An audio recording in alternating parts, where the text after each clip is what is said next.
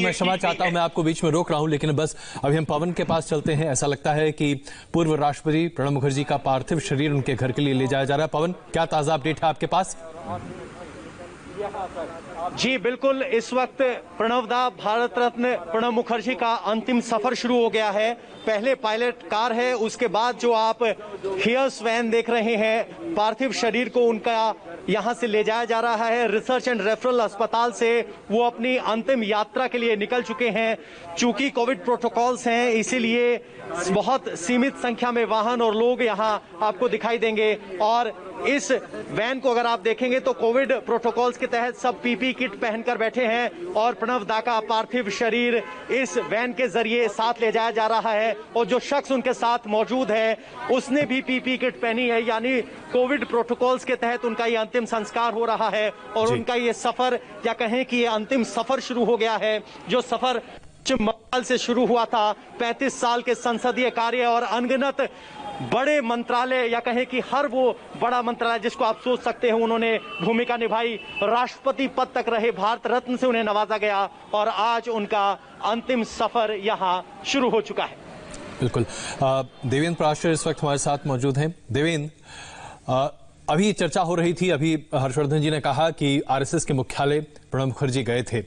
अब जब उनकी अंतिम यात्रा चल रही तो साथ साथ इस बात का जिक्र करना आवश्यक है कि प्रणब मुखर्जी ने इसे बहुत ही सटीक तरीके से समझाने की कोशिश की थी कि कांग्रेस की विचारधारा से बिल्कुल विपरीत उन्होंने कुछ भी काम नहीं किया।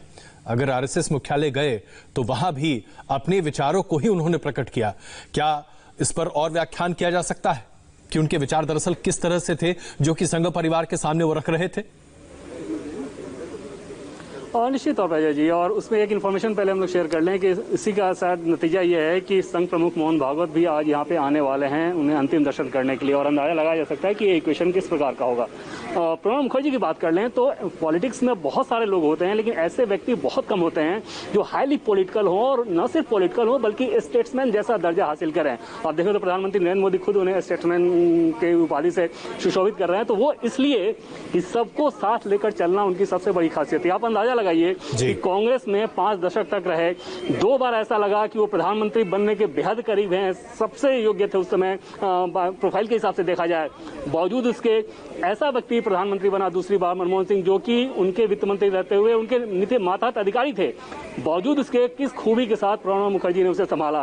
राष्ट्रपति बनने के बाद एनडीए मोदी सरकार 1 में बहुत सारे जब ऑर्डिनेंस रिपीट हो रहे थे, प्रणब मुखर्जी इस बात से खुश नहीं बताए जा रहे थे। बावजूद उसके उन्होंने कभी भी इसमें कोई बाधा नहीं डाली।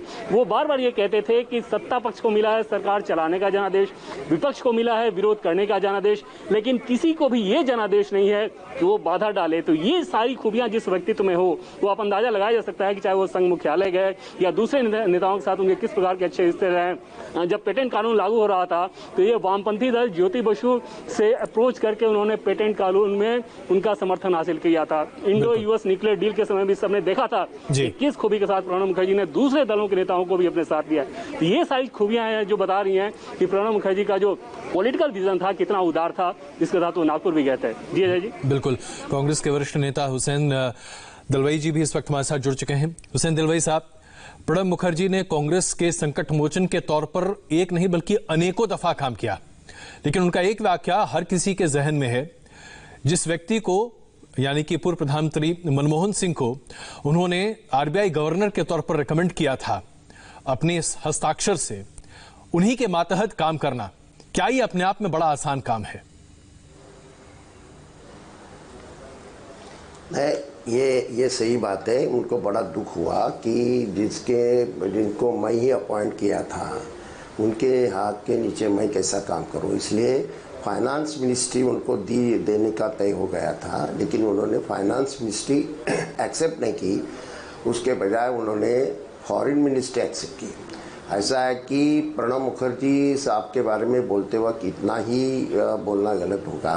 ऐसा है कि कई वक्त हुसैन साहब, मैं क्षमा चाहता हूं हुसैन साहब, पार्थिव शव जो है अभी अभी उसे यहाँ से एम्बुलेंस के जरिए, और यहाँ पे पूरा जो गाड़ियों का काफिला है वो आप देख सकते हैं, यहाँ से सीधा लेकर प्रणब मुखर्जी का जो घर है राजाजी मार्ग पर, वहां पर लेकर जाया जा रहा है, जहां पर पहले वहां पर रखा जाएगा। अंतिम दर्शन के लिए तमाम लोग वहां पर पहुंचेंगे, जो कि पूर्व राष्ट्रपति प्रणब मुखर्जी के पार्थिव शव का अंतिम दर्शन करेंगे, और उसके बाद दोपहर में 2:30 बजे के आसपास जो है वो लोधी रोड जो है, जो क्रिमेशन लोधी सेंटर है, वहां पर लेकर जाया जाएगा। अभी थोड़ी देर पहले ही पीछे की तरफ अगर मैं आपको दिखाना चाहूं तो RR हॉस्पिटल है धौलाकुआ के आगे, वहां से जो आर्मी की जो गाड़ियां हैं, सेना की जो गाड़ियां हैं, उनके लंबे काफिलों के साथ एम्बुलेंस के अंदर पूर्व राष्ट्रपति प्रणब मुखर्जी का पार्थिव शव लेकर फिलहाल यहां से निकला जा चुका है। अभय, बहुत धन्यवाद इस जानकारी के लिए। हुसैन साहब, मैं क्षमा चाहता हूं, आपको हमने बीच में रोका, प्लीज अपनी बात कंप्लीट कीजिए। हुसैन साहब, ऐसा कि एक बात ध्यान में रखना कि प्रणब जी मास लीडर नहीं थे, लेकिन उनका एक हमेशा सिग्नल राजनीति में देते थे, और वो बड़े स्टेट्समैन भी थे। राजनीति एक्चुअल और इंटेलेक्चुअल कैपेसिटी दोनों बातें उनमें थी, इसलिए राज्यसभा में वो बहुत पहले आए, बहुत सालों से वो राज्यसभा में थे, लेकिन सरकार संभालने का काम हमेशा उन्होंने किया।